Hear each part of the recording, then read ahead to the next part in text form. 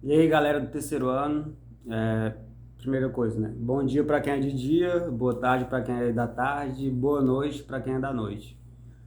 Nessa aula aqui, a gente vai trabalhar algumas habilidades, como identificar, analisar e discutir as circunstâncias históricas, geográficas, políticas, econômicas e sociais, ambientais e culturais.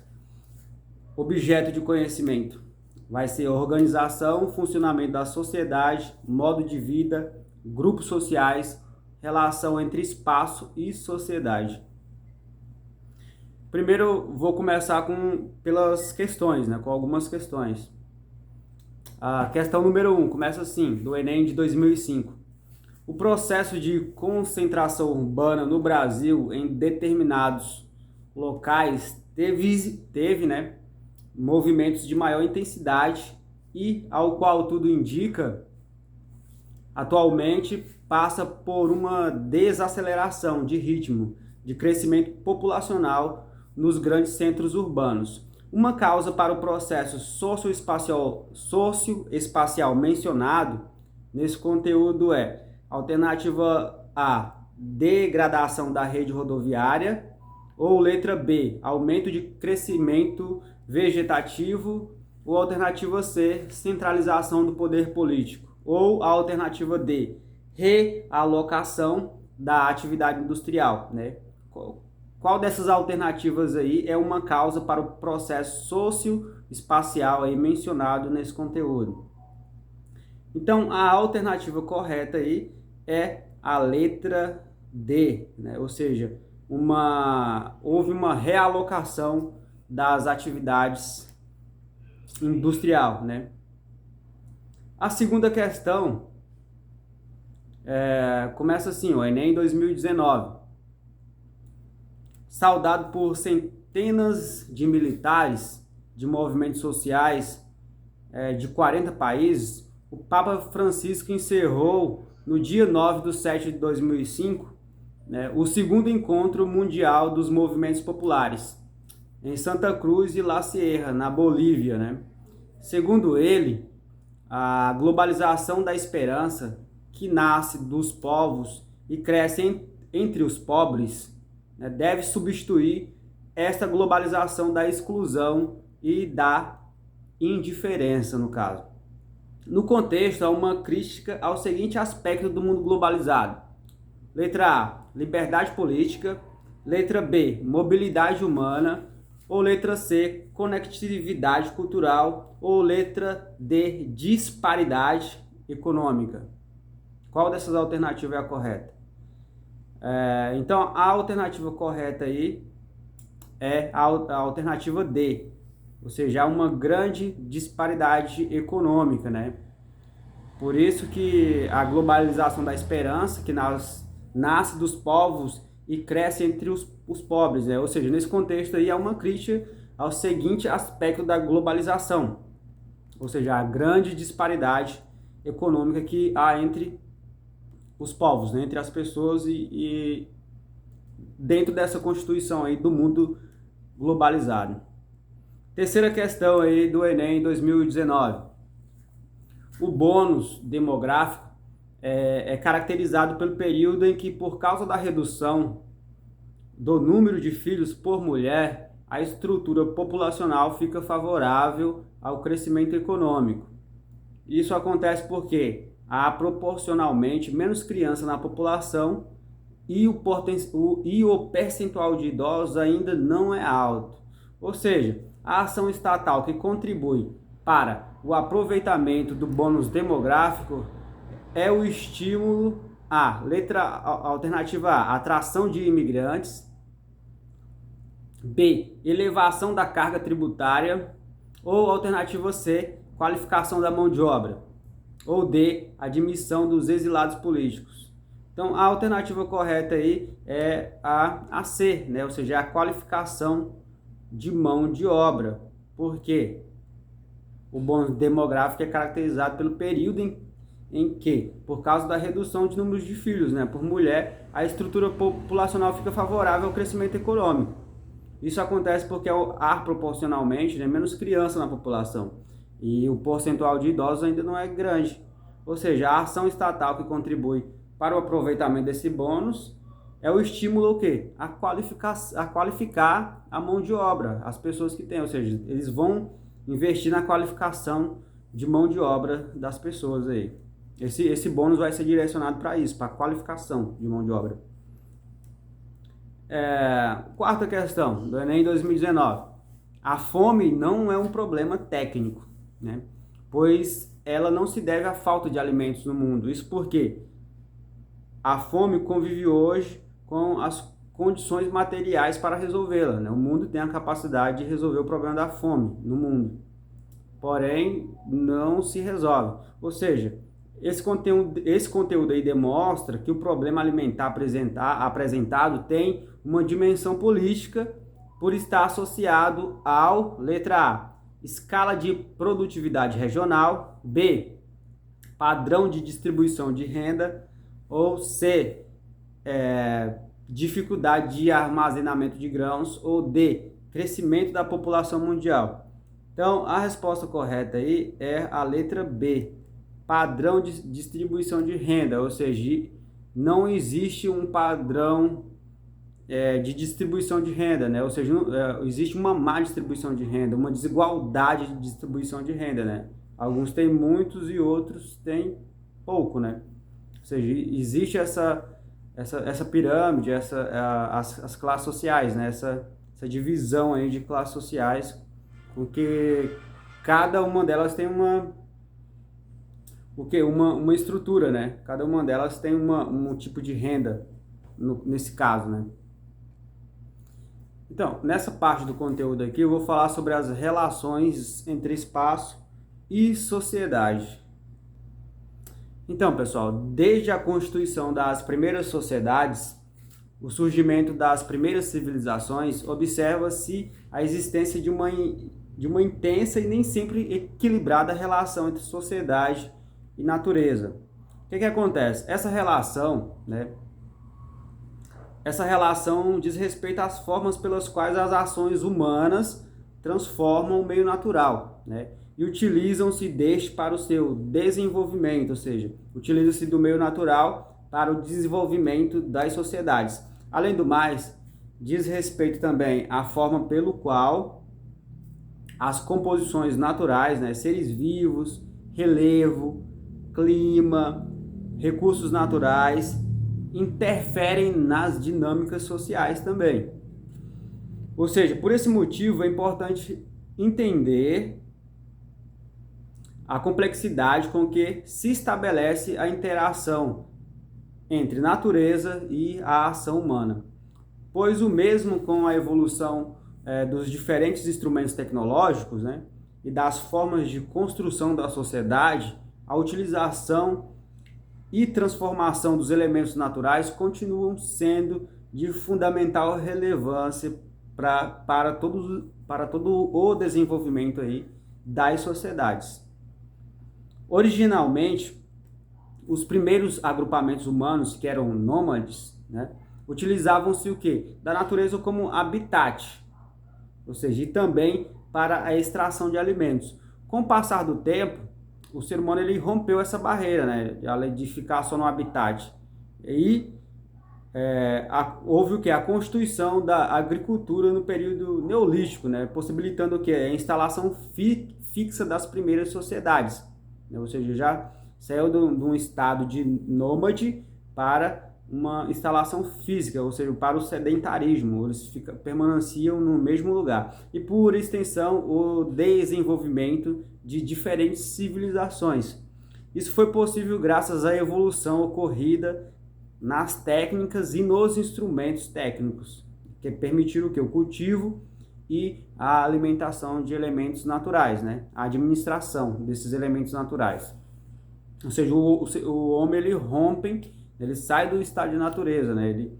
Ele consegue constituir aí, no caso, a civilização, por meio dessa evolução, sai do período paleolítico, neolítico, idade dos metais, né? Sai desse estado de nômade até esse estado aí de sedentarismo, de criação das primeiras civilizações, das primeiras técnicas e instrumentos aí que permitiram esse desenvolvimento, o cultivo, a administração, por meio da administração aí desses elementos naturais. Então, com o tempo, as sociedades tornaram-se cada vez mais desenvolvidas e consequentemente, né, produziram o quê? Transformações cada vez mais avançadas em seus sistemas de técnicas, ou seja, com o tempo também a tecnologia, seus métodos, suas técnicas se desenvolveram também, gerando o quê? Um maior poder de construção e também transformação no espaço geográfico, né? Ou seja, quando o homem rompe, que sai da natureza, né, cria essa civilização e desenvolve essas técnicas, desenvolve a tecnologia, ele também consegue, dessa maneira, transformar muito o espaço geográfico, ou seja, existe um grande impacto, né, no espaço geográfico gerado pelo ser humano, pela técnica e pelo esse poder que ele tem de construção e transformação do espaço geográfico, gerando impacto no meio ambiente e no mundo de todas as formas possíveis aí que a gente consegue ver nos dias atuais. E, consequentemente, né, como já falei, impactos sobre a natureza. Portanto, a influência da ação humana sobre determinadas, né, a ação humana sobre a dinâmica natural, né, a influência dele sobre essa dinâmica natural tornou-se gradativamente complexa e também posso dizer que nociva, né? Ou seja, nociva no sentido de consequências para o meio ambiente, para a natureza e para os seres vivos também. Essa influência acontece de muitas formas e de perspectivas também, como é o caso das consequências geradas pelo terraceamento, né, desenvolvidas pelos astecas ainda, lá na antiguidade, após o século XVIII ainda. Com o desenvolvimento da Revolução Industrial, podemos dizer que os impactos da sociedade, né, sobre o meio natural intensificaram-se ainda mais, né? Ou seja, intensificaram-se de maneira jamais vista antes, propiciando assim, né, uma união de fatores que levou ao aceleramento da geração de impactos ambientais. É por isso que eu falo no sentido nocivo, ou seja, de consequências para o planeta Terra mesmo em si. Mas o que acontece? Mas é preciso aí considerar que a natureza também gera impactos sobre a sociedade. Essa perspectiva é de necessária compreensão para que não se considere o espaço natural como um meio estatístico, né, passivo e sem nenhuma ação. Ou seja, o ser humano agindo sobre a natureza, né, a natureza também age dando algumas respostas, né? Ou seja, ela não é totalmente passiva. Como a passagem de um forte ciclone, por exemplo, sobre uma cidade ou a ocorrência do intenso terremoto. Ou seja, a ação humana no planeta, né, essa transformação no espaço geográfico, esses impactos ambientais, o planeta Terra também ele responde. Ele sofre, só que ele também dá uma resposta. Como, por exemplo, um forte ciclone. Ele começa a ter ventos fortes, gerar ciclones onde não tinham, começa a esquentar demais onde não era muito quente, as geleiras do Ártico começam a derreter, aumentando o nível do mar. Então há consequências, né? Gerando onda, animais marítimos que antes não chegavam ao mar do Brasil, no litoral, eles começam a também aparecer. Ou seja, em muitas abordagens, considera-se que há uma interação, muitas vezes caótica, né, e até reativa entre a natureza e a sociedade. Então, existe essa relação, ou seja, essa relação caótica, nociva entre natureza e sociedade, né, a ação humana e a ação da natureza. Desse ponto de vista, entende-se que os impactos gerados sobre a natureza reverberam o quê? Cedo ou tarde os impactos gerados na natureza sobre a sociedade. Ou seja, cedo ou tarde a gente vai ter uma resposta, né? Ou seja, as ações humanas, as ações do homem sobre a natureza tem uma consequência, né? Cedo ou tarde. Um exemplo desse seria o que? O aquecimento global, né? Que é fruto da poluição das grandes indústrias, né? e da degradação do meio ambiente, da destruição do meio ambiente. Para quem conhece bem o nosso país, né? No início, quando descobriram o Brasil aqui, o Rio de Janeiro, o litoral do Rio de Janeiro ali, é só pura floresta tropical. E hoje já não temos mais essa floresta tropical, sem falar no desmatamento aí, desnecessário, né, ilegal, que ocorre na Amazônia, por exemplo, né? Ou seja, portanto, é preciso considerar que, independentemente da forma com que se estabelece essa complexa relação entre natureza e sociedade, é preciso entender que os seres humanos precisam conservar o espaço natural, né? Ou seja, sobretudo no sentido de garantir a existência de recursos, porque se acabar todos os recursos, se acabar as nossas florestas, também o ser humano vai acabar entrando em extinção, não vai ter nem oxigênio para respirar, na verdade, né? Ou seja, é preciso entender que é preciso conservar o espaço natural, sobretudo nesse sentido aí de resguardar, de preservar os recursos e os meios inerentes aí, né, no qual a gente não tem como ficar sem eles, para as sociedades futuras, para as gerações futuras, né? Ou seja, a evolução das técnicas, né, nesse inteirinho precisa acontecer no sentido de garantir essa dinâmica, de garantir a preservação do planeta, de garantir a preservação do meio ambiente, de garantir a preservação das águas, certo? Ou seja, de garantir a preservação dos seres vivos, né, do biossistema em geral, né? Ou seja, as técnicas, a evolução da técnica humana, das tecnologias, dos novos recursos, né, dos novos métodos que geram mais resultados também tem que garantir nesse sentido essa dinâmica aí de garantir um futuro para as novas gerações no sentido dos recursos aí da natureza. Tranquilo? Então, pessoal, dito tudo isso aí, né, vamos abordar agora um pouco sobre o espaço geográfico, né? O espaço geográfico, ele corresponde ao espaço construído pelas atividades humanas e pelas sociedades, sendo por elas explorados e corretamente transformado. Ele difere-se lógico do meio natural, por ser um local onde imediatamente se observa a atuação do ser humano, né? Não é a natureza, sobre o meio, com a geração dos seus respectivos impactos. Trata-se, contudo, aí, de um conceito que possui várias definições, várias abordagens. De maneira geral, é correto dizer que há uma produção do espaço geográfico, né? Ou seja, ele é resultante das atividades sociais nas esferas econômicas, cultural, educacional e outras. Por esse motivo, compreendê-lo é também uma forma de entender o próprio ser humano e a estrutura das sociedades. Ou seja, há que se dizer, além de produzido, o espaço geográfico é propriamente, né, concebido. Isso quer dizer o quê?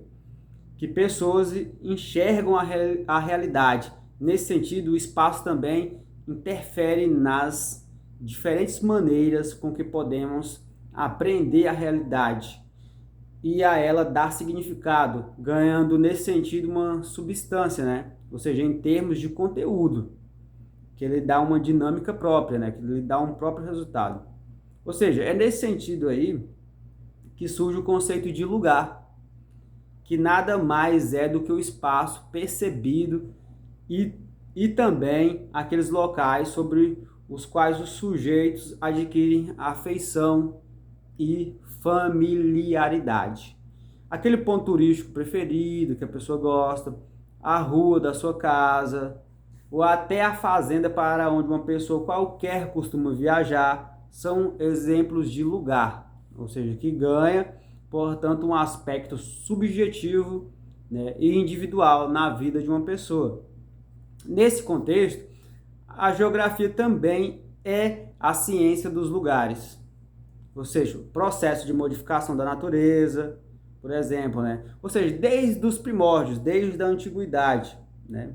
Antes mesmo da invenção da escrita, os seres humanos eles já atuavam no processo de modificação da natureza. Ou seja, com o tempo, essa prática foi se tornando cada vez o que mais comum e culminou no desenvolvimento das civilizações. Todas elas dotadas de seus espaços, sem os quais não seria possível ter referência sobre elas. Assim sendo, esse espaço é parte constituinte da sociedade que o constrói, né? E, de certa forma, reflexo dela também, né? Sendo produto de suas visões de mundo, práticas sociais, né? Religiões, culturas e, é claro, do poder, do controle, né? Da política. Atualmente podemos dizer que nosso espaço atual é o quê? É fruto não só da sociedade contemporânea, mas também de um produto do seu passado, né? De sua história. O espaço geográfico, né, carrega consigo ali elementos do passado e do presente, sendo que o testemunho mais explícito das diferenças e de valores culturais, ou seja, como arquitetônicos, como questões morais dos diferentes períodos da história. Ou seja, o espaço geográfico ele carrega consigo esses elementos do passado e do presente também. Quando observamos, por exemplo, um prédio antigo ou andamos por ruas centenárias, somos capazes de perceber, ao menos ali em partes, os valores das épocas anteriores, né? Perceber que existiu algo ali do passado que foi construído, né? Daquela forma, ou seja, valores, uma cultura diferente do passado que se manifesta ainda no presente, né? Que ficou ali gravada, registrada, construída. Ou seja, é nesse sentido aí que podemos notar o que? A dinâmica da paisagem, né? Outro importante conceito aí que é atrelado à ideia de espaço geográfico também. Ela não é só aparência, né?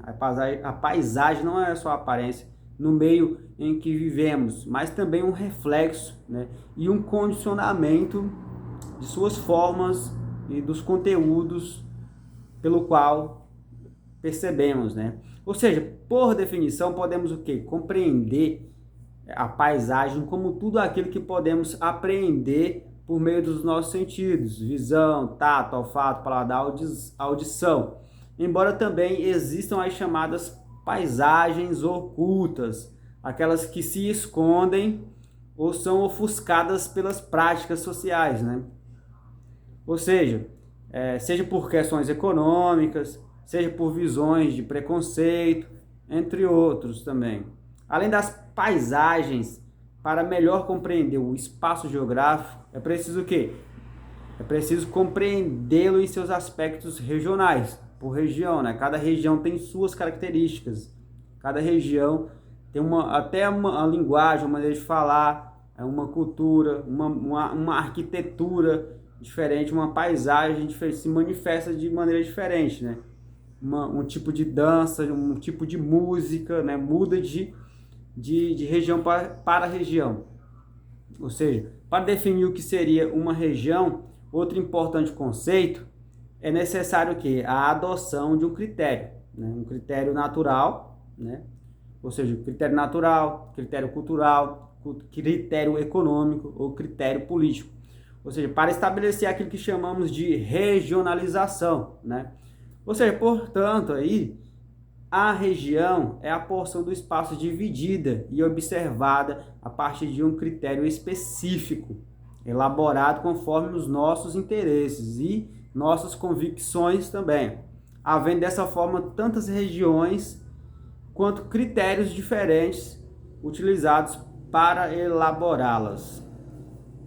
O mais importante disso tudo aí também é conceber que o espaço geográfico possui diferentes dinâmicas e relações carregando consigo valores morais da sociedade. Por exemplo, em muitos casos, né, relações de poder são estabelecidas e o espaço passa a ser apropriado, ou seja, controlado. Essa apropriação pode ser pode receber limites, né? Pode receber fronteiras, né? A exemplo do território nacional brasileiro, né? Que existe as fronteiras, mas em outros casos não, como nos territórios dos traficantes, nas favelas, quando os limites não são muito precisos ali, né? Por isso torna-se importante a compreensão de território, que é o espaço delimitado, certo?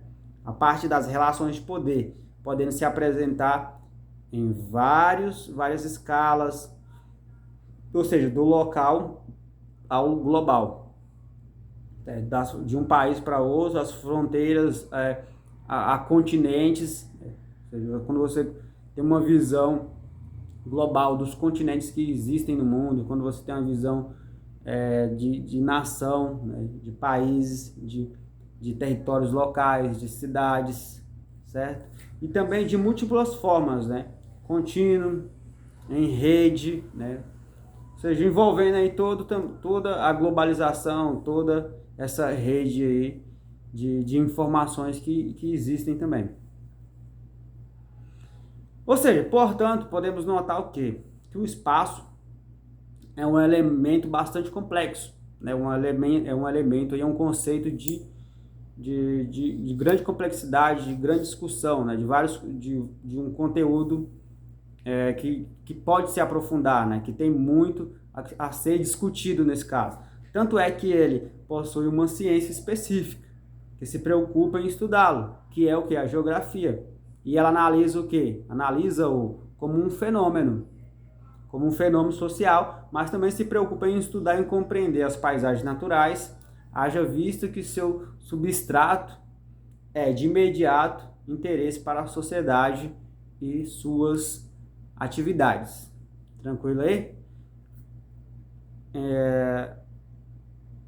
Então a gente encerra essa aula por aqui, né? E até o próximo conteúdo aí. Forte abraço aí. Tamo junto.